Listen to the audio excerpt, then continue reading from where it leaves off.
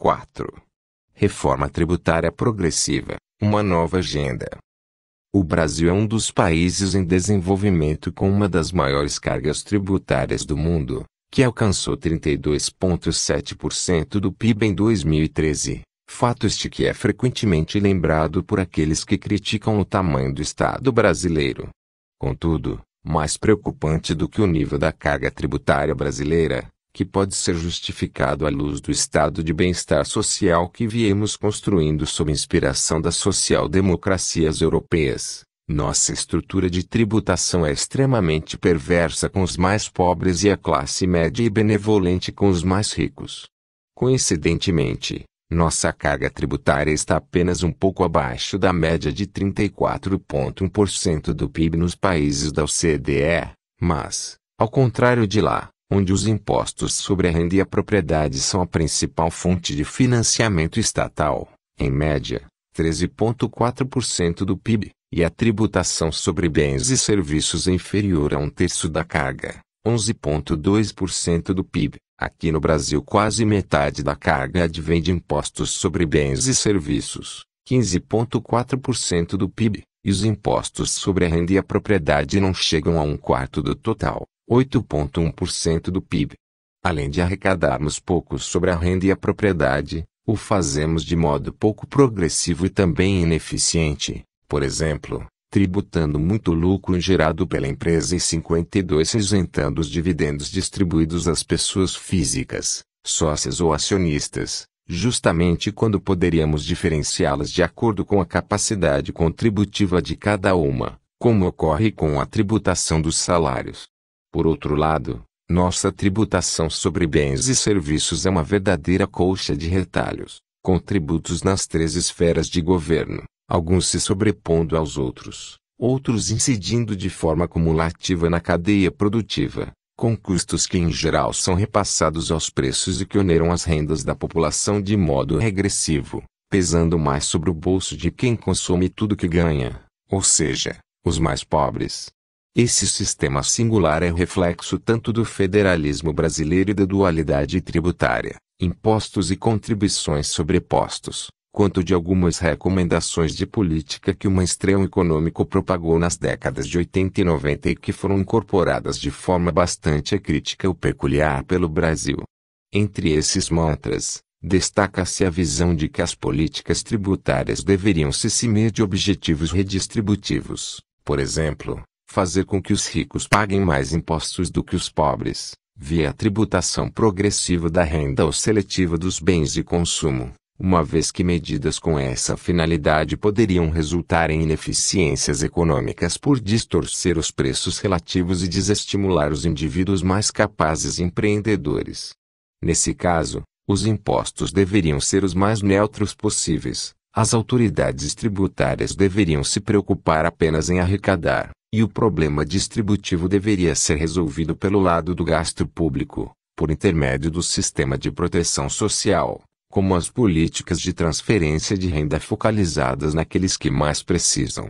Além dessa orientação mais geral, as autoridades tributárias brasileiras foram muito influenciadas por 2 propostas bastante defendidas pelos liberais americanos durante os governos Reagan e Bush. Esses defendiam a redução das alíquotas máximas aplicadas ao imposto de renda das pessoas físicas e a isenção dos rendimentos derivados de dividendos distribuídos, com o argumento de que a poupança e o investimento privados aumentariam, gerando um maior crescimento do PIB e das receitas tributárias.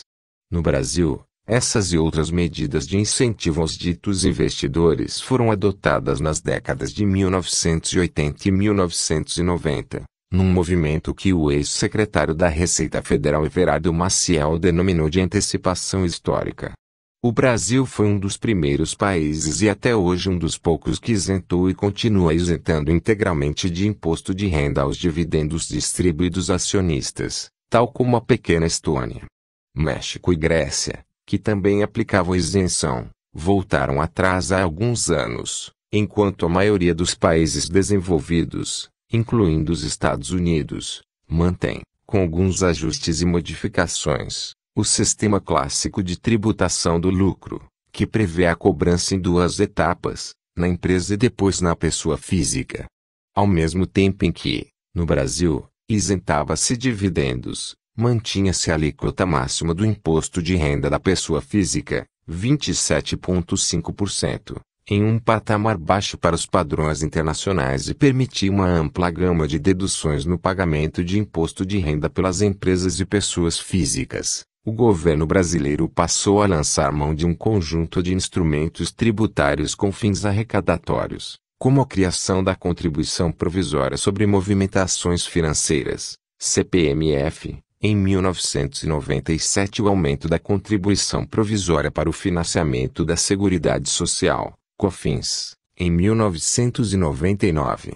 Neste período de medidas que ampliavam a carga tributária e a complexidade de nosso sistema, iniciou-se o debate nacional em torno da necessidade de uma reforma tributária simplificadora, que passaria pela fusão de vários tributos, ICMS, IS, IPI e PIS, COFINS, e pela criação de um imposto sobre o valor adicionado, IVA, a exemplo das economias mais desenvolvidas. Diante da resistência de estados e municípios a perder competência tributária, a proposta de reforma foi sendo desidratada de seu ímpeto inicial, o IVA, e fatiada em 3 vetores, a União tentando modernizar a sistemática de cobrança do PIS, COFINS, introduzindo um mecanismo de crédito parcial de insumos para algumas atividades econômicas, os municípios introduzindo uma alíquota mínima e ampliando a lista de serviços sujeita à tributação de seu imposto, o IS, e os estados buscando um acordo até hoje inconcluso para terminar com a guerra fiscal e corrigir as distorções econômicas geradas pelo ICMS. Dado o conflito distributivo entre as esferas da federação e entre os setores da economia atingidos por essas mudanças, os avanços concretizados após uma década e meia de debates foram mínimos e persistimos tendo um sistema tributário incrivelmente ineficiente do ponto de vista econômico. Ao mesmo tempo, a agenda de reformas da tributação sobre a renda e o patrimônio permaneceu totalmente embargada nos últimos 20 anos, não tendo o governo federal apresentado qualquer proposta de reforma mais substancial que visasse ampliar a progressividade ou mesmo corrigir as graves distorções ensejadas pela atual legislação. Felizmente, a grande repercussão da obra do economista francês Thomas Piketty, juntamente com a publicização de dados das declarações de imposto de renda das pessoas físicas no Brasil, contribuiu para que os temas da progressividade tributária e sua relação com a desigualdade social tenham voltado a pautar o debate público. Contudo, estranhamente nenhuma das medidas anunciadas recentemente pelo governo afastado ou pelo governo interino tocam no problema principal da tributação da renda no Brasil, que é a isenção de dividendos distribuídos a acionistas, ponto este que passaremos a explicar didaticamente a seguir. 4.1 A tributação dos lucros e das rendas no Brasil e no mundo. O sistema clássico de tributação dos lucros e dividendos que se disseminou no século XX se baseia no que se convencionou chamar dupla tributação, ou seja, a tributação em 2 etapas, do lucro na pessoa jurídica, empresa, e, posteriormente, havendo distribuição de dividendos aos acionistas, também na pessoa física. Embora o lucro original seja um só, há nesse procedimento uma distinção entre o que é renda da empresa e o que é renda pessoal e que, como tal, pode idealmente ser submetida ao princípio da progressividade, ou seja, alíquotas crescentes conforme a capacidade contributiva do beneficiário. Esse modelo é o que prevalece ainda hoje na maioria dos países desenvolvidos e em desenvolvimento, embora algumas nações tenham introduzido mecanismos de compensação na pessoa física de parte do imposto pago na pessoa jurídica. Em média, os 34 países da OCDE tributam lucro em 25% na pessoa jurídica e em mais 24% na pessoa física. No Brasil, a tributação do lucro varia com o porte da empresa e pode chegar a 34% entre imposto de renda, IRPJ, e contribuição social, CSLL, mas os dividendos distribuídos aos acionistas das empresas, grandes ou pequenos, estão completamente isentos desde 1996. Antes disso, O país tributava os dividendos de forma linear e exclusiva na fonte, com uma alíquota de 15%, independentemente do seu volume. Embora imperfeito, esse sistema de tributação era simples e, ao menos, capturava parte da renda das pessoas mais ricas, que vivem de dividendos de suas empresas. A isenção propiciou um aumento de renda considerável para essas famílias, contribuindo para consolidar um quadro de elevadíssima e estável concentração de renda no topo da distribuição.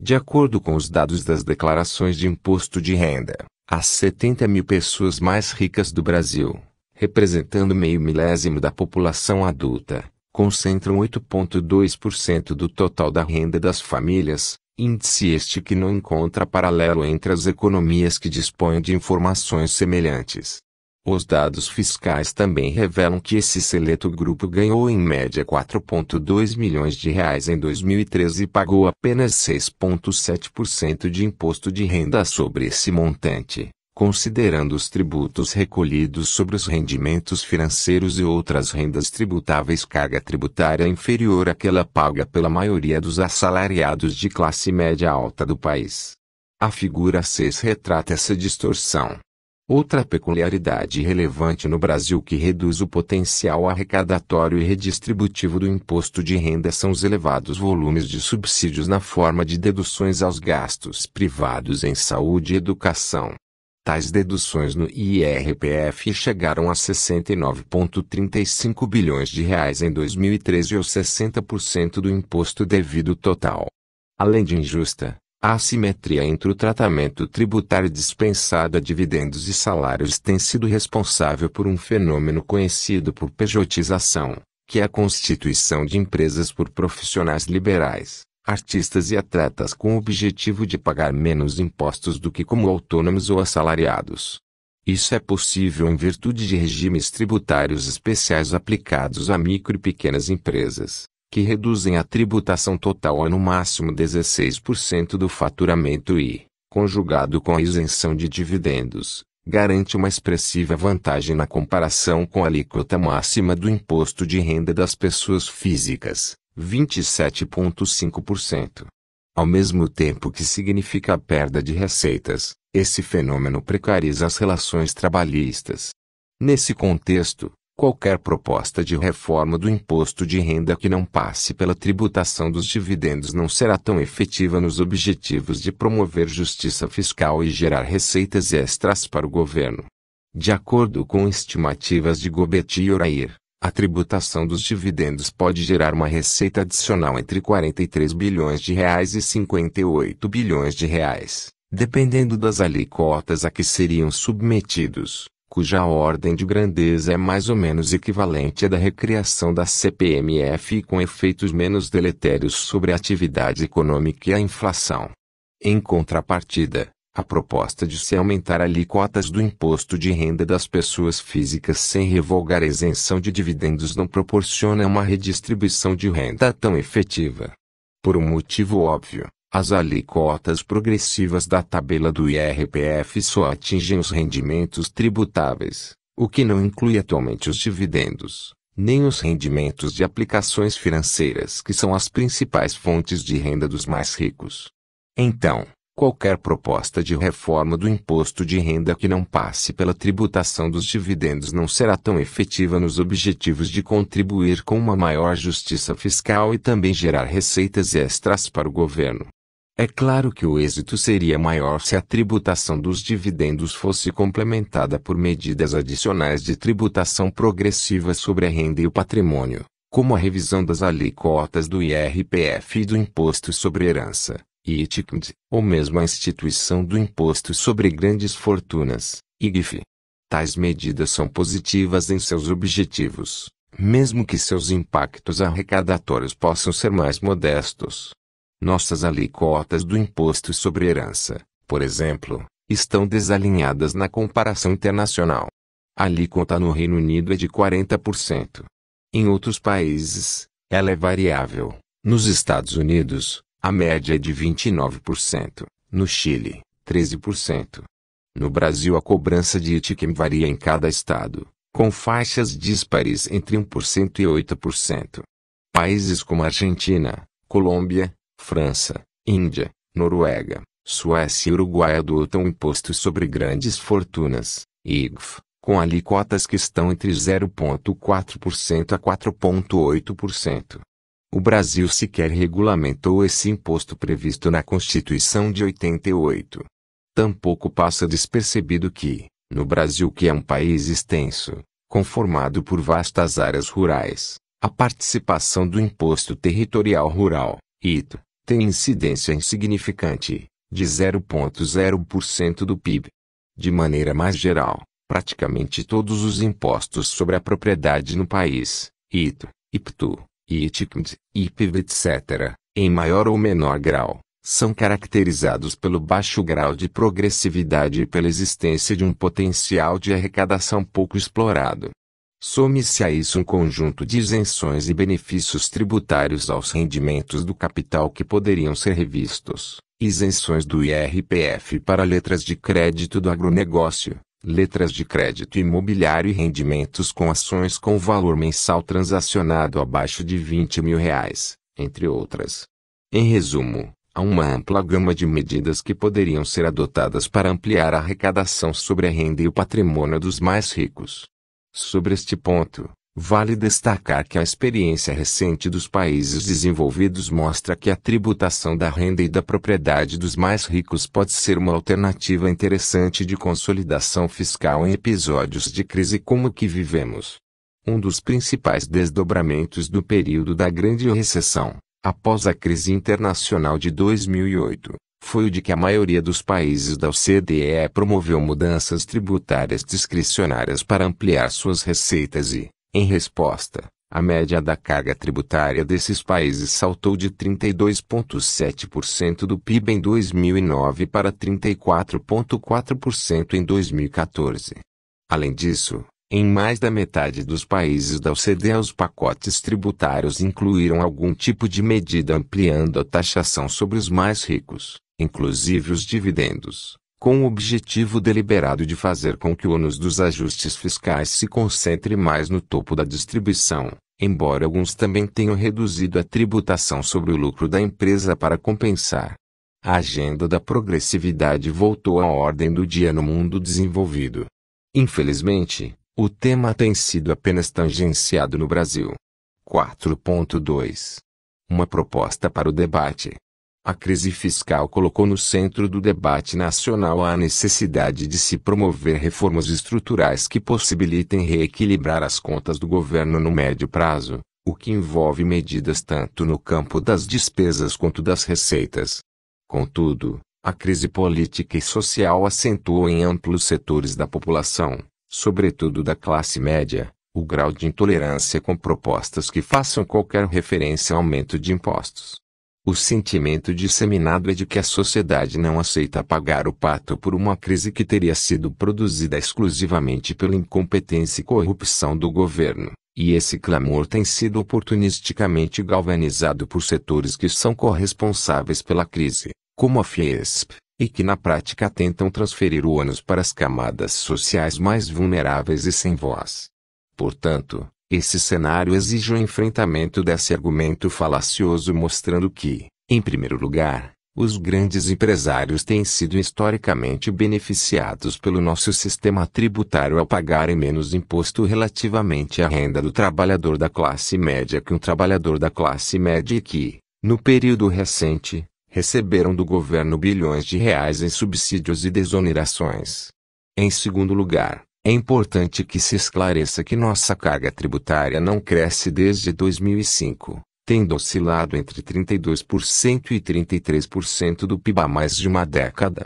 Fenômeno que se explica, por um lado, pelo comportamento extraordinário da massa salarial formalizada que impulsionou a arrecadação, algo que já dá sinais de esgotamento, e, na direção contrária, pela política agressiva de desonerações tributárias do nível federal.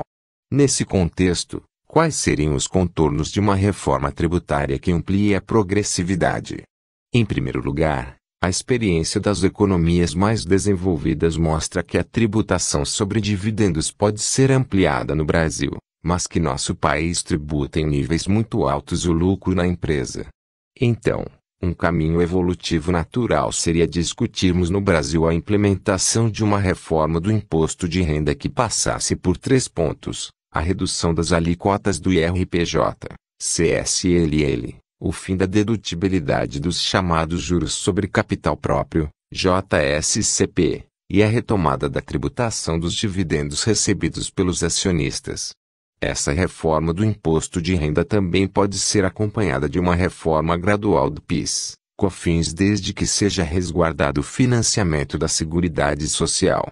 Esse é um tributo extremamente complexo, ineficiente do ponto de vista econômico e regressivo, ou seja, que onera proporcionalmente mais a renda do pobre do que do rico. Resumidamente falando, o PIS, COFINS coexiste hoje com 2 regimes, um cumulativo e outro não cumulativo, além dos regimes especiais. Uma simulação dos impactos dessa reforma tributária sugere que os ganhos de arrecadação oriundos da tributação dos dividendos pelas alíquotas progressivas do IRPF e do fim das deduções dos JSCP seriam suficientes para financiar a redução imediata da tributação do IRPJ, CSLL dos atuais 34% para 29% e ainda a redução gradual da alíquota do PIS, COFINS, começando por 9% em 2016 e a partir daí caindo 0,5 ponto percentual por ano, até chegar aos 6% em 2022, convertendo-se em um imposto sobre valor adicionado com pleno aproveitamento de créditos e regime único. Segundo esse exercício, teríamos inicialmente um incremento da arrecadação em 47,1 bilhões de reais ou 0,91% do PIB, mas progressivamente esse aumento da carga tributária se dissiparia até se tornar nulo. Evidentemente, trata-se de um exercício simplificado, mas útil para ilustrar a grandeza dos valores. Tanto a redução do IRPJ ao nível da empresa, quanto a simplificação e redução do PIS, COFINS tendem a propiciar uma situação muito mais favorável ao mundo dos negócios. Além disso, teremos um sistema tributário menos regressivo no consumo e mais progressivo na renda, o que também tende a contribuir para o crescimento econômico e distribuição da renda. Uma proposta de reforma como essa, que garante que o aumento da carga tributária será provisório e servirá para financiar não só o déficit fiscal atual mas a transição para uma estrutura tributária mais justa e eficiente, tem muito mais chances de ter apoio na sociedade e ser aprovada no Congresso. Por certo, existem outras medidas tributárias 58 importantes que podem vir a ser adotadas, como aquelas listadas na seção 4.1 que ampliam a progressividade da tributação sobre patrimônio, bem como a tão sonhada uniformização dos impostos sobre valor adicionado, mas essa última integra uma agenda de mais longo prazo, cuja concretização depende de que seja dado um primeiro passo como apontado aqui. O que se deve ter em mente é que, na atual conjuntura de crise, é pouco razoável crer na possibilidade de um equilíbrio fiscal com baixo crescimento. Isso implica que, no curto prazo, deveríamos no mínimo assegurar espaço fiscal para o investimento público e para gastos sociais de elevado impacto sobre o bem-estar das camadas mais vulneráveis da população. Uma reforma tributária, combinando eficiência e equidade, tal qual delineamos nessa seção, poderia atuar nessa direção, incentivando o crescimento econômico de longo prazo ao reduzir a tributação do lucro e da produção das empresas, ao mesmo tempo em que concentra o ajuste fiscal de curto prazo sobre uma pequena parcela da poupança dos mais ricos, não diretamente relacionada ao investimento, e, por conseguinte, vinculada a um maior nível de emprego e produto. Assim, ganha-se tempo para aprimorar outras propostas de reformas estruturais das despesas, debatê-las com a sociedade e pactuá-las democraticamente. Diferentemente de propostas precipitadas de reformas do gasto que hoje estão no debate público e almejam suprimir direitos consagrados constitucionalmente sem sequer passarem pelo crivo das urnas. É claro que isso não impede que, desde já, o governo promova reavaliações de programas e benefícios fiscais ineficientes e de privilégios injustificados. Porém, deve-se manter o objetivo democrático de construir e aperfeiçoar o Estado Social, ao contrário das medidas em discussão que visam sua desconstrução e a deturpação da Constituição de 1988.